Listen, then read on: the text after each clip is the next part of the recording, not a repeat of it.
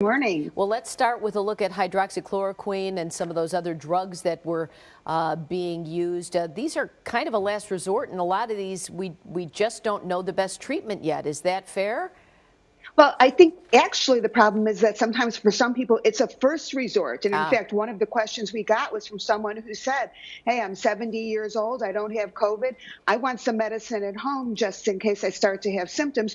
And what she was talking about getting at home most likely was her own prescription for hydroxychloroquine. But as you said, we know that that is not the answer. And in fact, in this first study, and it is a first study that actually has two groups, as you said, one that got the drug and one did not.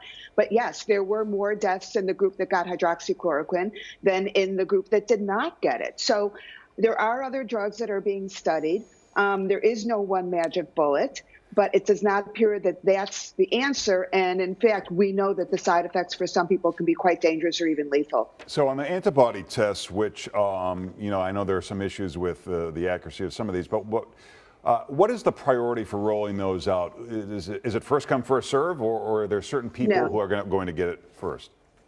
Healthcare workers. Absolutely. The first priority is healthcare workers to get these antibody tests because you want to know who you can get back in the workplace. And then the second priority is people who may be good candidates to donate their plasma if they're immune from the virus, because then, of course, that can be used for treatment. I mean, everybody wants that test. I mean, the questions keep flooding in every day, and I understand that totally, but there aren't enough of them. And as you mentioned, there are a lot of those tests out there. Some are better than others. And so if you take the two or three that seem to have more accurate results, those really need to be allocated to the people who need them the most. You're going to get the most benefit from.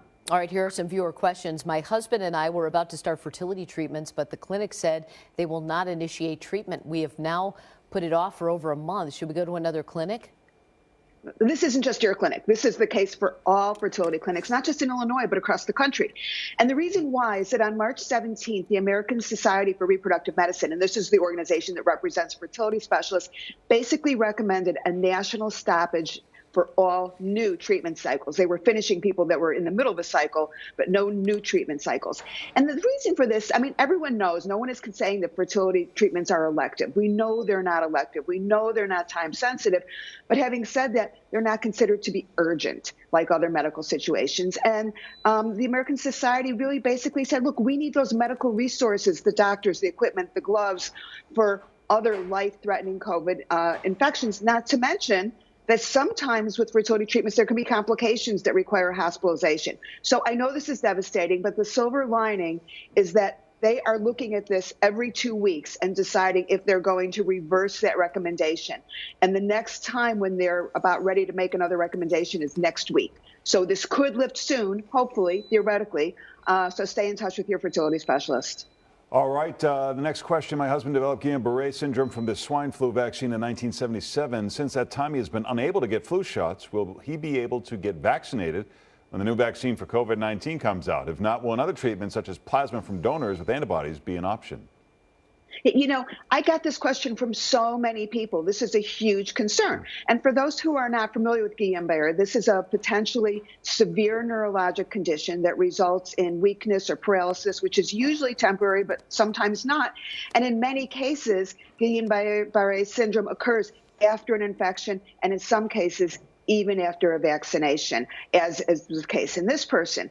But the thing is that folks who've gotten Guillain-Barré after a vaccination, they're told to avoid vaccinations. That's true, but only for a year. And what that's based on is that there was a study of patients who'd gotten sick after a vaccination. They gave this group of patients a total of almost 1,000 vaccinations, and not one of them had a recurrence. So the feeling is that the risk of getting COVID, or even flu for that matter, or other serious things, is so much greater than the risk of getting Guillain-Barré again, that the greater good is to take the vaccination. So the answer is yes. According to what the experts are saying, you will be able to get the vaccination. And plasma, again, no reason that your situation should be different than anyone else's. All right, Dr. Streicher, thanks for joining us. If you have questions for the doctor, you can go to drstreicher.com.